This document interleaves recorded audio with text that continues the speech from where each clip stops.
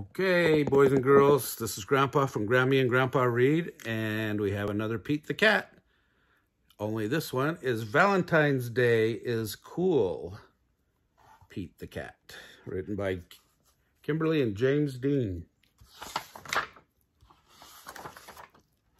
I meow you. It was the day before Valentine's Day, and Pete was riding his skateboard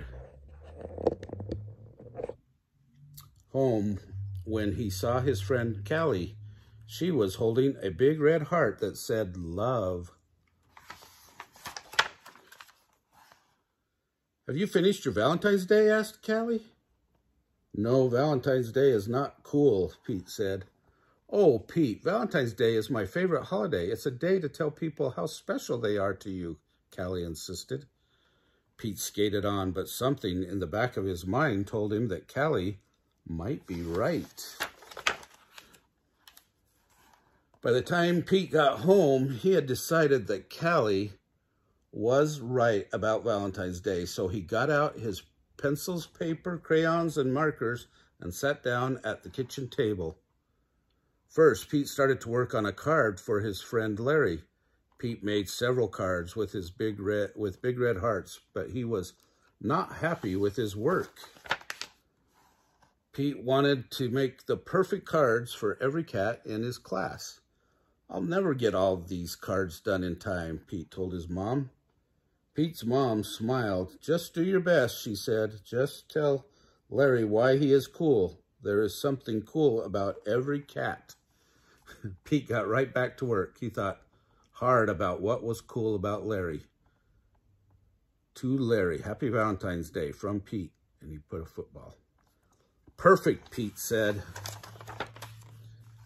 After that, it didn't take Pete long to make cards for all the boys. To Josh, to Trey, to Rob, to John.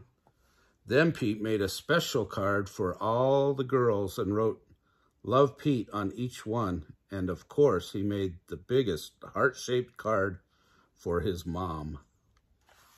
For Kimberly, love Pete. The next day, Pete and Callie waited for the bus together. I decided you were right. Valentine's Day is cool. That's awesome, Callie said. By the way, I am having a Valentine's Day party at my house after school if you want to come. The bus pulled up then, and Pete and Callie got on. Mr. Ted, the bus driver, smiled and said, "Good morning," but as soon as they were in their seats, Pete put his head in his paws.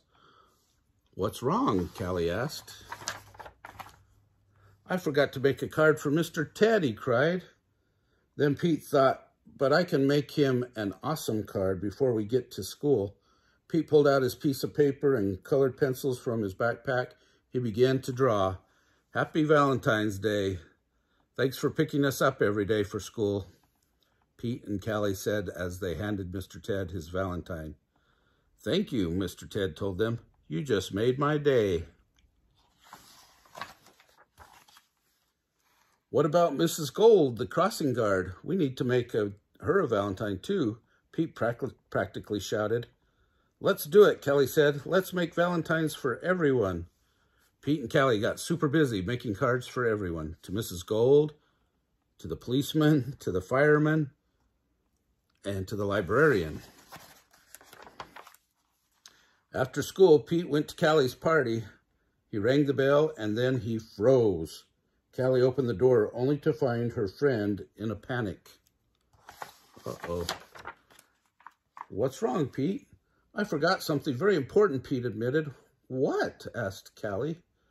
I just realized I forgot to make a card for you, Pete said. That's okay, Pete. Cards are just a way of showing you care. Hanging out with you, that's way better than any card. This is the best Valentine's Day ever. Oh, look, they have Valentine's cake. And happy Valentine's Day to you. Love, Pete. Well, Grandpa wants to say happy Valentine's Day to all our listeners. Thank you for listening. We appreciate you and hope that you have a great Valentine's Day.